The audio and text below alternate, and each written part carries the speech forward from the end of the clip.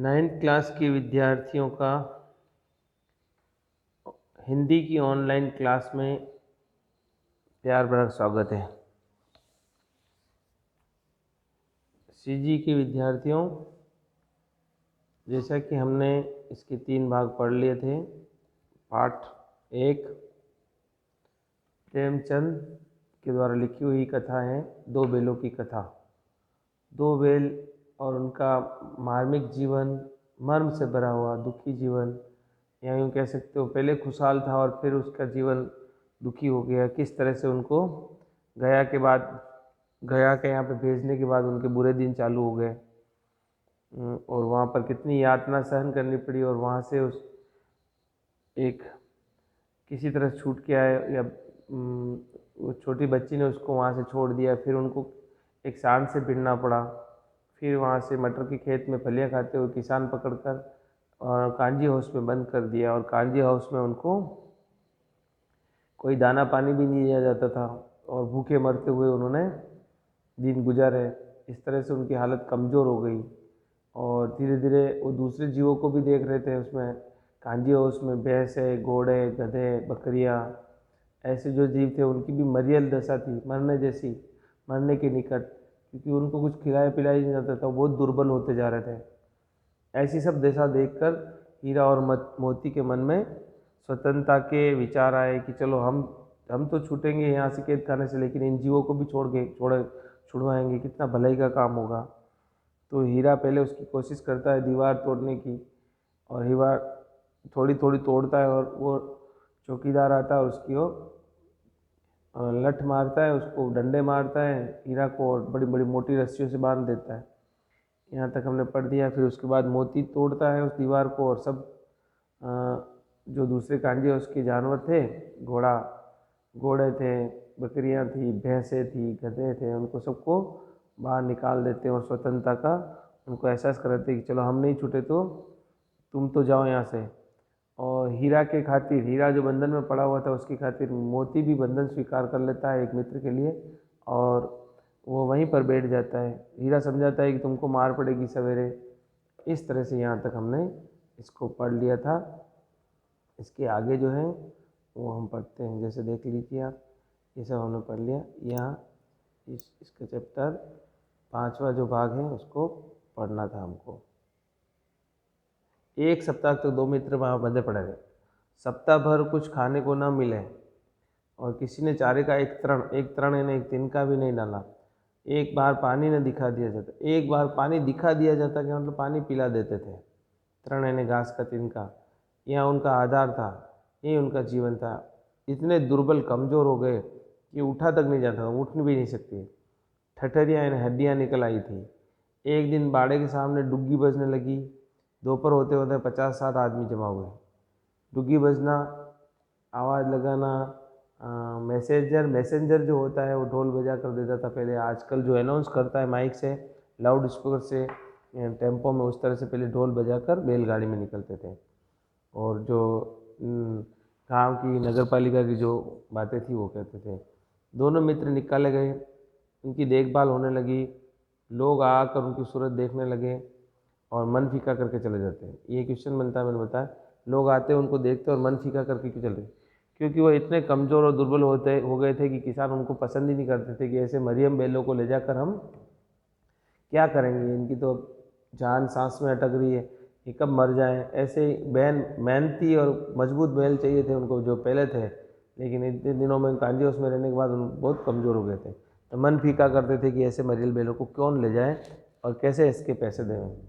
ऐसे मृतक या मरने जैसे कौन खरीदार होता, कौन खरीदता उनको? क्योंकि कांजी हाउस में जो कोई उनका मालिक नहीं आता था छुड़ाने, धीरे धीरे उनको 2-4-5 साल देखे जाता था, फिर उनको छोड़ दिए जाते थे, बेच दिए जाते थे। इस तरह से ये उनका जीवन होता था कांजी हाउस के जानवरों का। अब आगे हम पढ़ते हैं। ये दोनों बैल अपने कांजी हाउस में खड़े रहते हैं, वहीं पर उनको वहाँ पकड़ लिया जाता है। सहसा एक दड़ियल आदमी जिसकी आंखें लाल थी, दड़ियल का मतलब होता है दाढ़ी वाला, दड़ियल दाढ़ी वाला, जिसकी आंखें लाल, क्योंकि खूंखार था, अत्यंत मुद्रा, अत्यंत उसकी जो हाव भाव, उसकी जो फेस रीडिंग थी वो अत्यंत कठोर है, स्ट्रॉन्ग था, मजबूत था, या जिसको कैसे सख्त मिजाज का था। आया और दोनों मित्रों के कुल्हों में उंगली डालकर गोद कर मुंशी जी से बातें करने लगा। दोनों जो बैल थे उनके कुल्हे जो होते हैं पीठ के पीछे, उनमें जो मांस भरा रहता है, उनको उंगली डालकर देखा कितना मांस है, जैसे कि उसको, क्योंकि ये जड़ील जो था कसाई था, जो जानवरों को मारकर उसका मांस बेचते हैं, उनको कसाई बोलते हैं। तो ये उनको, अब उनकी कोई किसान खरीदार नहीं था, तो अंत में उनको कसाई खाने में बेचा जाना था। और वो देख रहा था कि कितना इनका मांस निकलेगा और कितना बेच कर पैसा कमाऊंगा। इस तरह से वो दोनों मुंशी जी से बातें करता कि इतना पैसे दे सकता हूँ। उसका चेहरा देखकर अंतर्ज्ञान से दोनों मित्रों की दिल कांप उठे, क्योंकि ये दोनों मित्र बड़े गुप्त शक्ति कह सकते हैं, उनको ईश्वरीय प्रदत्त थी, और वो इतने समझदार और सेंस थी कि वो इंसानों के चेहरे और हाव भाव, उनके कर्तव्य को देख के समझ आते थे। तो उन्होंने दोनों हीरा और मोती ने देखा कि ये तो हमारे को बेचना चाहते नहीं, बेच तो रहे, लेकिन ये कैद खाने में से छूटकर हमको अब कत्ल खाने में जाना है, यानी कि कसाई खाना है। ये कसाई है और हमको मारने के लिए आया है, मार कर बेचने के लिए आया है, ये सब। तो उसका दिल कांप गया। ये मुहावरा है, दिल कांपना यानी दहल उठना। वह कौन है और उन्हें क्या टटोल रहा है, इस वजह से उन्हें कोई संदेह न हुआ। क्यों टटोल रहा है, क्या देख रहा है, क्योंकि जो किसान होते हैं उस पर हाथ घुमाते, प्यार से देखते हैं, लेकिन वो उनके मांस को उंगली गोद कर देखते रहे। उसको उनको संदेह हो गया और पता चल गया। दोनों ने एक दूसरे के भीत नेत्रों से देखा और सिर झुका लिया। भीत यानी डरे हुए, नेत्र, नयन, चक्षु, दृग, लोचन, ये इसके पर्यायवाची होते हैं। तो दोनों ने एक दूसरे को भीत नेत्रों से, डरे हुए, सहमे हुए से देखा कि अब अपनी मृत्यु करीब आ गई। अब कैद खाने से हम कहाँ जाएंगे, कसाई खाने में। हीरा ने कहा, गया के घर से नाहक भागे। अब उनको पछतावा हो रहा है कि चलो गया जैसा भी था, दिन भर घास वास तो खिलाता, दिन भर मेहनत करा, नाहक बेकार ही वहाँ से भागे। थोड़े दिन काम कर लेते, मजदूरी कर लेते, फिर जूरी अकेले बेकार में ही हमने ये जहमत उठाई। अब जान न बचेगी, अब अपनी जान बचने वाली नहीं, कोई अपने को यहाँ छुड़ा ले जाने वाला नहीं। मोती ने अश्रद्धा के भाव से उत्तर दिया, कहते हैं भगवान सबके ऊपर दया करते हैं। मोती जो थोड़ा आक्रामक था, उग्र था, लेकिन वह भगवान के प्रति अश्रद्धा करने लगा कि अगर हम सही हैं और हमारे भगवान पर हमारा पर विश्वास है, हम भगवान को, क्योंकि जानवर हो, ईश्वर हो, सबके लिए, जीव जंतु जगत प्राणी मात्र के लिए ईश्वर अपना सबका भला चाहता है, पशु हो पक्षी हो। तो भगवान सबके ऊपर दया करते, तो उन्हें हमारे ऊपर दया क्यों नहीं आएगी? हमने ऐसा क्या गुनाह किया? हम स्वतंत्र होना ही चाहते थे, जुल्मों से, अत्याचारों से कैद मुक्त होना चाहते थे, इससे हमने कुछ किसी का बुरा नहीं किया था। तो भगवान हम पर दया करेंगे, हमारे कर्मों पर रहम करेंगे, क्योंकि हमने किसी का बुरा या खोटा नहीं किया, हमने किसी का अहित नहीं किया है। यहाँ तक हमने समझ गए, आगे समझते हैं। भगवान के लिए हमारा मरना जीना दोनों बराबर है। क्या कहते हैं? भगवान के लिए हमारा मरना जीना दोनों बराबर है। चलो अच्छा ही है, कुछ दिन उसके पास ही वो रहेंगे। एक बार भगवान ने उस लड़की के रूप में हमें बचाया, क्या वह न बचाएगा? इस तरह से दोनों बातें करते हैं कि भगवान के लिए हमारा मरना जीना दोनों बराबर है। भगवान के लिए तो चाहे संसार में जियो या मरो, कोई बात नहीं, आए गए, ये तो उसका खेल है। चलो अच्छा ही हुआ, कुछ दिन उसके पास भी रहेंगे, भगवान के पास बुलाएगा तो भगवान के पास भी रह देंगे मरने के बाद। एक बार भगवान ने उसकी लड़की के रूप में, क्योंकि भगवान कितने ही रूप में आता है कहा जाता है, तो लड़की के रूप में आया और हमको बंधन से छुड़ाया, और कोई न कोई किसी न किसी रूप में आएगा और भगवान हमको बचाएंगे जरूर। यह आदमी छुरी चलाएगा, देख लेना, यह आदमी छुरी चलाएगा। अब दोनों बातें करते हैं कि यह आदमी कसाई है, कैद खाने में ले जाए और मार काट के हमको बेचेगा। तो क्या चिंता है, मांस, खाल, ही सींग, हड्डी सब किसी न किसी के काम आएंगे। दोनों बातें करते हैं। तो क्या चिंता है, मरने के बाद भी हमारी, चलो इंसानों का शरीर कोई काम भी नहीं आता, और हम जानवर हैं तो हमारे मांस भी काम आएगा, खाल भी जिसके जूते वगैरह बैग वगैरह बनते हैं, सींग है जिससे भी कितनी फैक्ट्रियों में इसके कितनी चीज़ें बनती हैं, और हड्डियाँ भी इससे कितनी चीज़ें बनती है और वो काम आती है। इसके खूब फायदे होते हैं, लोग पैसे कमाते हैं या कुछ दवाइयों में भी डालते हैं, ऐसे कितनी तरह के इसके यूज़ होते हैं। तो ये सब काम आएगी हमारे जानवर होते हुए, चलो कोई ना कोई तो हमारा मरने के बाद भी उपयोगी होगा। नीलाम हो जाने के बाद दोनों मित्र उस दड़ियल के साथ चले।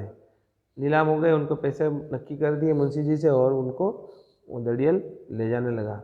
दोनों की बोटी बोटी काँप रही थी। बोटी बोटी है ना नाड़ियाँ, शरीर की जो धड़कनें बढ़ गई थी उनकी, बोटी बोटी है ना उनकी जो नब्ज थी एकदम से हार्ट बीट तेज हो गई थी, काँप रही थी। बेचारे पाँव तक न उठा सकते थे। अब उनको लग रहा था कि मृत्यु के द्वार पे हम जा रहे हैं। भय के मारे गिरते पड़ते जाते थे। अब डर गए थे कि अब हमारा मरना तय है, क्योंकि ताकत भी नहीं रही थी कि उसको मारे या किसी से अटैक करे, आक्रमण करे, क्योंकि वह जरा भी चाल धीमी हो जाने पर जोर से डंडा जमा देता था। जैसे ही धीरे हो जाते थे और होती दड़ियल जोर से डंडा मारता था उनको और उनको साथ में आगे बढ़ाता था। राह में गाय बैलों का एक रेवड़ हरे हरे हार में चरता नजर आया। रेवड़ कहते हैं झुंड को। गाय बैल जो होते हैं रास्ते में जाते हैं तो जो चरागाह होते हैं, लॉन होते हैं, खाली पड़ी हुई जगह होती है, वहाँ पे क्या कि गांव के जो किसानों के जानवर होते हैं वो खुले में आकर चरते हैं और घास खाते हैं हरी हरी। सभी जानवर प्रसन्न थे, चिकने चपल, यानी प्रसन्न थे, खुश थे, स्वतंत्र थे, चिकने थे, मस्त मोटे ताजे हो रहे थे। कोई उछलता था स्वतंत्रता के आनंद में, कोई आनंद से बैठा था, पांगुर करता था। पांगुर करना यानी जोर से बोलता, बैं, ऐसे नहीं बोलते उनकी आवाज़। कितना सुखी जीवन था इनका, पर कितने स्वार्थी हैं। बातें करते दोनों कि कितने स्वार्थी हैं, हमको देख रहे हैं, हमारे को डंडे मार रहे हैं, हमारा जीवन क्या है, गुलामी का, लेकिन ये हमारी तरफ देख नहीं रहे। सबको किसी की चिंता नहीं है कि उनके दो भाई बधिक के हाथे पढ़ कैसे दुखी हैं। यही फर्क बताया है, ये भी क्वेश्चन बनता है कि ये भी कितने स्वार्थी होते हैं। इंसान भी जब किसी को बंधन में पड़ा हुआ देखते ही अपने हाल में मस्त रहता है और दूसरे की परवाह नहीं करता है। तो हमें दूसरे के प्रति सहानुभूति, दया और उसको बंधन मुक्त करने का भाव भी होना चाहिए। ये हीरा मोती ये बात कहते हैं कि हम कितने दुखी हैं और दड़ियल के हाथों मारे जाने वाले हैं, लेकिन ये मस्ती से खा पी रहे हैं और इनको हमारी बिरादरी के होते हुए भी कोई चिंता नहीं है। ये हमारे बारे में कोई सोच ही नहीं रहे। सहसा दोनों को ऐसा मालूम हुआ, सहसा है ना अचानक ऐसा मालूम हुआ कि यह परिचित राह है, राह मार्ग तो ये राह क्या है, परिचित है, एकदम से कोई जान पहचान वाला मार्ग है। इसी रास्ते से गया, उन्हें ले गया, इसी रास्ते से गया, उनको लेके गया। वही खेत, वही बाग, गाँव मिलने लगे। प्रतिक्षण उनकी चाल तेज होने लगी। क्षण क्षण थोड़ी थोड़ी देर में उनकी चाल तेज होने लगी, क्योंकि उनको अपनापन, अपना गांव, अपना खेत दिखाई देने लगे। सारी थकान, सारी दुर्बलता गायब हो गई। एकदम से उत्साह, उमंग आता है तो शरीर की कमजोरी गायब हो जाती है। यह लो अपना ही हार आ गया, ये लो अपना ही खेत आ गया। हार है जो खेत मैदान होता है। इसी कुएं पर हम पूर चलाते थे और यही कुआं है। इसी कुएं पर हम पानी कुएं में से निकालते थे, पूर चलाते, रहट चलाते हो। और यही कुआं है जहाँ पर हम काम करते हैं। यही जूरी का खेत है, यही हमारे मालिक का खेत है। इस तरह से वह एकदम से प्रसन्न होने लगते हैं।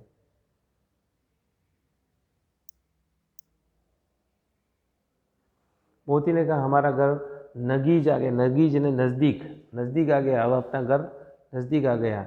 हीरा बोला भगवान की दया है, मैं तो अब घर भागता हूँ, ये जाने देगा, इसे मैं मार गिराता हूँ। मोती थोड़ा एकदम से देखते ही घर प्रसन्न होता है कि मैं भाग जाता हूँ, इसको मार गिराता हूँ। नहीं नहीं, दौड़कर स्थान पर चलो, यहाँ से हम आगे न जाएंगे। दौड़कर स्थान पर यानी अपनी जगह पर चलते, यहाँ से हम आगे नहीं जाएंगे। ऐसे वो बोलता है, नहीं नहीं, तोड़कर स्थान पर, स्थान यानी अपनी जगह पर, वहाँ से आगे न जाएंगे हम, यहाँ से। दोनों उन्मत्त यानी थोड़े उतावले होकर, बछड़ों की बात, छोटे छोटे बछड़े होते हैं, कुलेले करने लगे। मैं जैसे बोलने लगते हैं ना बछड़े, छोटे छोटी बच्चियाँ, वैसे ज़ोर ज़ोर से अपने घर के मालिक को बुलाने लगे। और जूरे के घर की दौड़ है, वह हमारा थान है, वह हमारा जगह स्थान है। दोनों दौड़कर अपने स्थान पर आए और खड़े हो गए। दड़ेल भी पीछे पीछे दौड़ता आया और आता था। तेज दौड़े और अपने जूरी का जो घर था, मालिक का घर था, वो अपना ही घर था उनका, तो वहाँ पर दौड़कर आकर अपनी जगह पर खड़े हो गए। दड़ेल भी पीछे दौड़ रहा है कि कैसे बैल भागे जाते हैं, तो वो भी दौड़ता हुआ आता है। जूरी द्वार पर बैठा दूध खा रहा था। जूरी था बड़ा मायूस हो गया था कि मेरे बैल कहाँ गए, दुखी था, तो वो धूप खा रहा था। दोनों बैलों को देखते ही दौड़ा और उन्हें बारी बारी से गले लगाया। दोनों बैलों को देखता और बारी बारी से वन बाई वन उन्हें एक गले लगाता है, उसको हृदय से लगाता है और उनको प्रेम प्रकट करता है। मित्रों की आंखों में आनंद के आंसू बहने लगे। मित्र थे हीरा मोती भी, और वो भी किसान भी, जूरी भी उनसे मित्रता व्यवहार ही करता था। तो उनके आनंद के यानी खुशी के आंसू कैसे थे, खुशी के आंसू, प्रेम के आंसू थे। एक जूरी का हाथ चाट रहा था और उनसे प्रेम प्रकट कर रहा था। दड़ियल ने जाकर बैलों की रस्सियाँ पकड़ ली। दड़ियल गया तुरंत और बैलों की रस्सियाँ पकड़ ली, ये बैल मेरे हैं। चूरी ने कहा मेरे हैं। चूरी कहता मेरा है, तेरे कहाँ से आ गए? चूरी एकदम से उनको दड़ियल को पीछे धकेलता है, कहता है नहीं ये बैल मेरे हैं, तेरे कहाँ से आए? तुम्हारे बैल कैसे? मवेशी खाने से नीलाम के लिए आता हूँ। मवेशी खाने से गांधी हाउस से वहाँ से नीलाम हुए थे, बेच दिए थे मुंशी ने हमले के। मैं तो समझा हूँ चुराए लिए जाते हो, मैं समझ रहा हूँ तुम चुरा के लेके आए हो। चुपके से चले जाओ, मेरे बैल हैं, मेरे बैल हैं, मेरे खेतों में काम करते हैं, मैं बरसों से इनको बड़ा किया है। मैं बेचूंगा तो बिकेंगे ना, मैं बेचूंगा, मालिक मैं हूँ, दूसरा बेचने वाला कौन होता है? किसी को मेरे बैल नीलाम करने का क्या अधिकार? अख्तियार है, अधिकार, अख्तियार है, अधिकार। मेरे बैल को दूसरों कौन बेच सकता है? जाकर थाने में रिपोर्ट करूँगा, अभी थाने में जाऊँगा और रिपोर्ट करूँगा मेरे बैलों को चोरी करके ले जा रहा है। मेरे बैल है, इसका सबूत ये है कि मेरे सामने मेरे पास खड़े हैं, मेरे सबूत है, मेरे पास खड़े हैं, मेरे हाथ चाट रहे हैं, मेरे बैल ही है, वरना मेरे को उठा के फेंक देते हैं। दड़ियल जलाकर बैलों को जबरदस्ती पकड़ ले जाने के लिए बढ़ा। दाढ़ी वाला कसाई जो था दड़ियल, वो उसको ज़बरदस्ती पकड़कर घसीटना चाहता है, बैलों को ले जाना चाहता है या ज़बरदस्ती करना चाहता है। उसी वक्त मोती ने सींग चलाया। उसी वक्त मोती तुरंत वो एक्शन लेता है और सींग उठाता है और उसको दड़ियल को मारने के लिए पीछे दौड़ता है। दड़ियल पीछे हट जाता है एकदम से। मोती पीछा करता है, उसके पीछे भागता है। दड़ियल और तेज भागता है, मोती पीछे दौड़ता है और गांव के बाहर निकल जाने पर वो रुका है। वो इतनी ताकत, इतनी कमज़ोर होने पर भी मोती में अचानक अचानक अपना घर और जूरी और अपना स्थान आने पर एकदम से एकदम ताकत आ जाती है। तो हमारे में भी कभी कभी कमजोरी आ जाती है किसी कारणवश, तो अपने लोग या अपना स्थान या अपने परिचितों को मिलकर एकदम से हम एकदम से अपने आप को पावरफुल महसूस करते हैं। यही उसके साथ हुआ।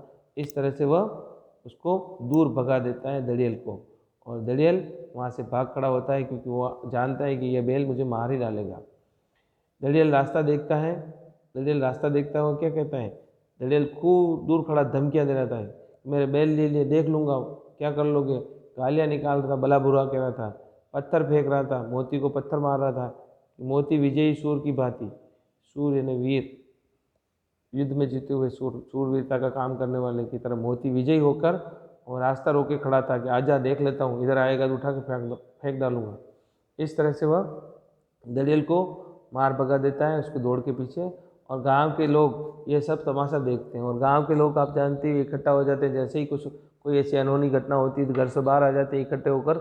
ये सब देख रहे थे, बच्चे और बूढ़े सब जवान, ये सब देख रहे थे कि कैसे मोती और दोनों आ गए और दड़ियल को भगा रहे हैं और दड़ियल उनके ऊपर पत्थर फेंक रहे हैं। गाँव के सब लोग ये देखकर तमाशा देख रहे थे, हंस रहे थे, ताली वाली बजा रहे थे। इस तरह से ये हो रहा था। ये पूरा पाठ बहुत अच्छा और मार्मिक है। गुलामी आज़ादी की ओर बताने वाले हैं, दोस्तों के, मित्रों के प्रेम संबंधों को बताने वाले हैं, उनके त्याग और बलिदान को बताने वाले हैं, किसानों और जानवरों के प्रति आत्मीयता को बताने वाले हैं। ऐसे कितने ही कारक हैं, फैक्टर हैं, जो हम इस पाठ को पढ़ने पर समझते हैं कि एक इंसान और जानवर के बीच में कितना प्रेम होता है, और एक इंसान से बेहतर जानवर उसके भावों को समझता है, और एक जानवर भी कितना समझदार जीव हो सकता है, और उसको भी सुख दुख का पता होता है, उसका भी जीवन होता है, उसको भी अत्याचार पसंद नहीं होता है। ये सब कितनी बातें हमने इस पाठ में पढ़ी और समझी, आपको समझ में आई होगी आशा करता हूँ। और जो समझ में नहीं आई है तो वो लाइव क्लास में मुझे एक पेन और कॉपी लेकर नोट कर लें और मुझे अवश्य पूछें, और जो भी आपकी क्वेरी है उसके लिए मैं सॉल्व करने के लिए हमेशा तैयार हूँ। नेक्स्ट जो इसकी क्वेश्चन है जो मैंने दिए थे प्रश्न बैंक, वो आपको लिखने, और जिस एक्सरसाइज बुक में दे रखी है उनको देखते हैं और मैं आपको समझा देता हूँ। इसके लिए हम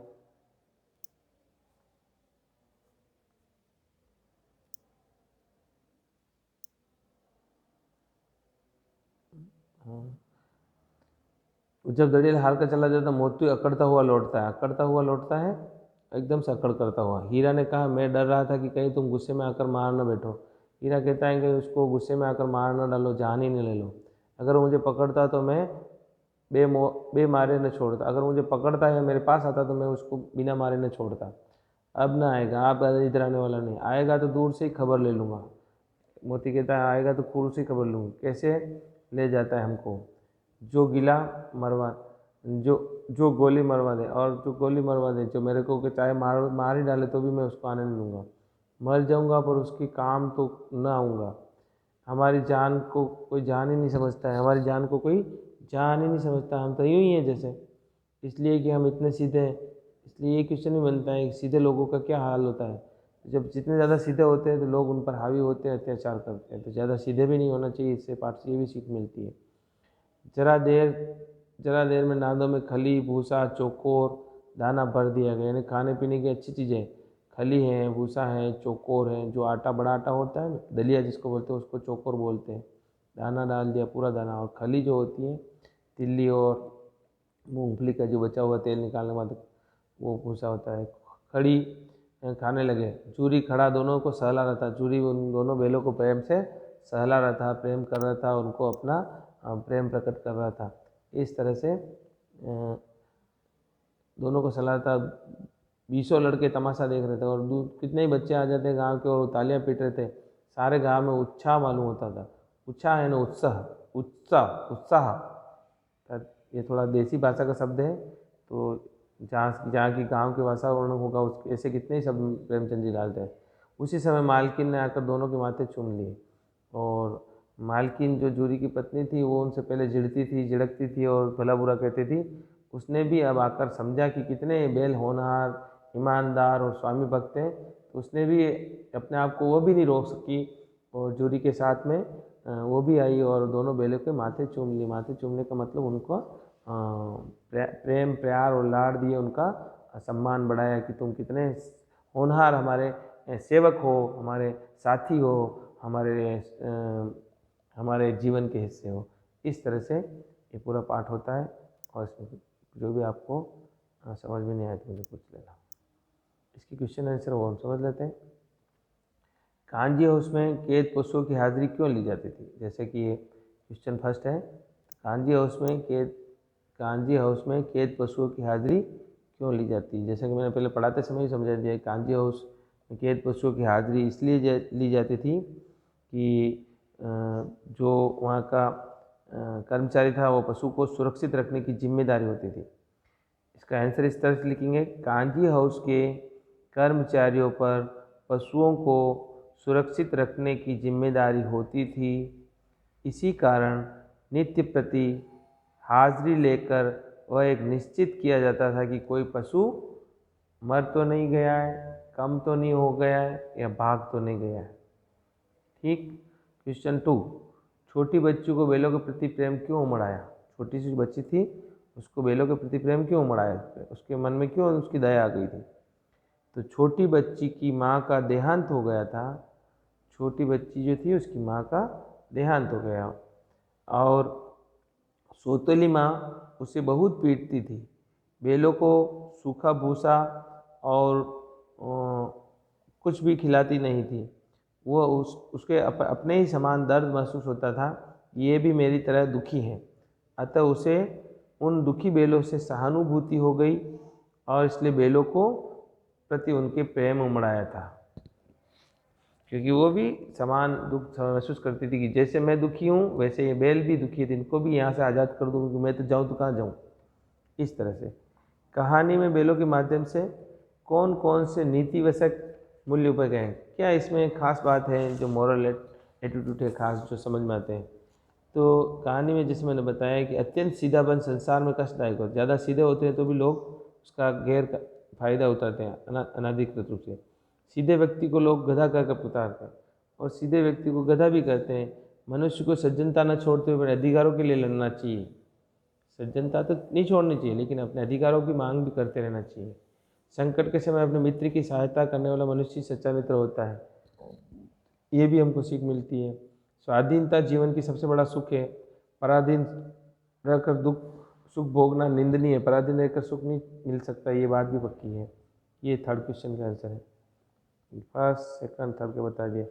फोर्थ का अब है, प्रस्तुत कहानी में प्रेमचंद ने गधे को किन स्वभावगत विशेषताओं के आधार पर प्रेम अर्थ मूर्ख प्रयोग किया है, नए अर्थ की ओर संकेत किया है? तो ये समझ लो इसके क्या सुनाया। गधा अपनी सहनशीलता, सीधेपन, संतोषी स्वभाव के कारण प्रसिद्ध है। संसार में ऐसे व्यक्ति को मूर्ख समझा जाता है। जितना सीधे रहते हो आप, जितना साधारण रहते हो, तो लोग कहते हैं अरे ये तो सीधा है, गधा है। क्योंकि आजकल चालाक और चतुर लोगों का बोलबाला है। अतः गधा शब्द का रूढ़ अर्थ मूर्ख प्रचलित हो गया। गधा का मतलब मूर्ख। प्रेमचंद ने गधे की स्वभावगत विशेषताओं के आधार पर उसे एक विशेष पहचान दी। उन्होंने इन विशेषताओं में सद्गुण बताते हुए गधे की तुलना ऋषि मुनियों से की, और प्रेमचंद ने थोड़ा हटकर उनको गधे को मूर्ख नहीं बताकर ऋषि मुनि, महात्मा, मौनी बाबा, इस तरह से उनको बताया गया है। तो ये इसको नए अर्थ में बताया। किस नए अर्थ में? नए ऋषि मुनियों के अर्थ में बताया। किस घटना के आधार? पांचवा, किस घटना के आधार पर, घटनाओं से पता चलता है कि हीरा मोती में गहरी दोस्ती थी। मैंने बीच में पाठ में कितनी बार बताया हीरा जो मोती की दोस्ती कितनी थी। गाड़ी चलाते समय एक दूसरे गाड़ी का भार बचाने की कोशिश करते, मदद करते, वो कहता है मैं ज़्यादा बोझ लूँ। दूसरा है गया द्वारा हीरा की निर्दयता पिटाई की थी और हल और जुआ लेकर भागे तो उनको तोड़ कर बराबर कर दिया। सांड को दोनों ने मिलकर परास्त किया। मटर के खेत में दोनों को पकड़े गए तो एक उसके बचाने के लिए वहीं रुक जाता है। कांजी हाउस में भी एक बंध जाता है, दूसरा दीवार टूटने पर भी वो वहाँ से भाग के नहीं जाता, दूसरे के लिए अपनी जान जोखिम में डालकर वहीं रुक जाता है। ऐसे कितने और भी उदाहरण हैं, वो बता सकते हैं आप। 6, लेकिन औरत जात पर सींग नहीं उठाते। जैसा ये क्वेश्चन भी मैंने बता दिया था बीच में। हीरा इस कथन के माध्यम से स्त्री के प्रति प्रेमचंद की दृष्टिकोण को स्पष्ट कीजिए। तो यह कथन हीरा का है। वह मोती को घर की मालकिन से सींगों से उठाकर फेंकने की बात कहता है, तब हीरा उसे इस कथन को द्वारा रोकता है कि हमारा ये स्वभाव नहीं है। हीरा के इस कथन से स्पष्ट है कि प्रेमचंद जी के हृदय में स्त्रियों के प्रति अत्यंत सम्मान का भाव था, या भारतीय संस्कृति में स्त्रियों को सम्मान दिया जाता है और उनको वीर पुरुष, उन पर कोई अस्त्र या हाथ नहीं उठाते हैं। इस कथन के द्वारा प्रेमचंद ने नहीं बताया, स्पष्ट किया है कि भारतीय संस्कृति में स्त्रियों पर अत्याचार या उन पर दुर्व्यवहार नहीं किया जाता है। ठीक है, ये आप क्वेश्चन बड़े ध्यान से सुनते हुए और अपनी मर्जी से भी लिख सकते हैं, इसके साथ मेरी बातों को सुनते हुए, पाठ को सुनते हुए। किसान, क्वेश्चन 7, किसान जीवन वाले पशु में समाज में पशु और मनुष्य में आपसी संबंधों की कहानी में किस तरह व्यक्त किया है। जैसे पूरा कहानी में वही आपसी संबंधों की बताया गया है। कहानी में किसान जीवन के मनुष्य पशु के आपसी संबंधों में प्रेम, आत्मीयता, सहानुभूति पूर्ण रूप से दिखाया गया है। किसान अपने पशु से परिवार का सदस्य समझते हैं और उनको कितना लाड़ प्यार करते हैं, क्योंकि वो जानते हैं जैसे हमारे बेटा होता है उसी तरह ये पशु भी हमारा कहना मानते और हमको कमा के देते हैं। जुरू अपने दोनों बैलों के प्रति व्यवहार इसका प्रमाण है, वो प्रूफ है। दूसरी ओर गया जैसे कठोर हृदय किसान भी होते हैं जो पशु पर निर्दयता से व्यवहार करते हैं और पशु भी स्वामी के भाव को भली भांति समझ जाते हैं। ये है 8वां क्वेश्चन। ये है कि इतना तो हो ही गया कि 9-10 प्राणी की जान बच गई। ये भी मैंने क्वेश्चन उसको समझा दिया था। इस कथन में अलग विशेषताएं बताई कि हीरा जब उस दीवार को कांजी उसकी तोड़ना चाहता है, जैसे नहीं तोड़ पाता, उसको कैद कर लेते हैं। तो फिर मोती खड़ा होता है, कहता है तुम जब अपनी जान दूसरों के जानवरों को स्वतंत्र कर सकते हो, मैं अपनी जान क्यों नहीं जोखिम में डाल सकता हूँ। तो ऐसा इस कथन से ज्ञात होता है कि मोती अत्याचार का विरोधी है, पीड़ितों से सच्ची सहानुभूति रखने वाला है। वह जानते हुए भी कि उसे कठोर दंड मिलेगा, वह कांजी और उसकी दीवार तोड़कर सारे पशुओं को स्वतंत्र करा देता है और उसी इस बात पर संतोष है कि वह स्वयं तो संकट में पड़ गया, वह स्वयं को संकट में डालकर 9-10 प्राणियों की रक्षा कर ली। ये भी मुझे आशीर्वाद देंगे, वह भी मुझे अच्छा ही रखेंगे। ये बात ये ठीक है। अब 9वां क्वेश्चन, आशा स्पष्ट करना। व्हाट डू यू, ये क्या समझते हो इससे? मतलब ये लाइन अवश्य उसमें कोई गुप्त शक्ति है जिसे जीवों में श्रेष्ठता दावा करने वाला मनुष्य वंचित है। अवश्य इसमें हीरा और मोती के पास अपने भाव विचार प्रकट करने का भाषा नहीं थी, किंतु वे मौन भाव से एक दूसरे के मन की बात समझ जाते थे। उनसे एक गुप्त शक्ति थी जो मनुष्यों में भले ही सारे प्राणियों में श्रेष्ठ समझता हो, लेकिन उसके पास ये शक्ति नहीं होती है। वह बोलकर भी अपने भाव विचार प्रकट करने पड़ते हैं और वो अपने मुख भाषा में ही विचार प्रकट करते थे। ये गुप्त शक्ति थी। उस रोटी से उनकी भूख तो क्या शांति, पर दोनों के हृदय को मानो भोजन मिल गया। ये भी एक बहुत अच्छा क्वेश्चन है। तो जो छोटी सी बच्ची थी गया के वहाँ पर, वो छोटी उसकी लड़की जब भी उसकी रोटी लाते और हीरा मोती खिलाते तो उसको प्रेमानुभूति होती थी। हीरा मोती के व्यवहार से चिढ़कर गया ने उसको भूखा उसका बांट दिया। इस अपमान से दोनों बड़े दुखी थे। छोटी सी लड़की ने वहाँ आकर एक रोटी खिलाई। इस रोटी से उसकी भूख तो शांति नहीं होती थी, लेकिन लड़की के प्रेमपूर्ण व्यवहार से उसके हृदय में तृप्ति हो जाती थी। वे प्रेम और सहानुभूति के भूखे थे, न कि अच्छे खाने पीने के। ये भी एक क्वेश्चन है। नेक्स्ट लास्ट क्वेश्चन है, गया ने हीरा और मोती को दोनों बार सूखा भूखा खाने के लिए क्यों दिया? ये तो ऑप्शन वाला है, तो ये आप आसानी से कर सकते हो कि वह गया हीरा और मोती के व्यवहार से बहुत दुखी था।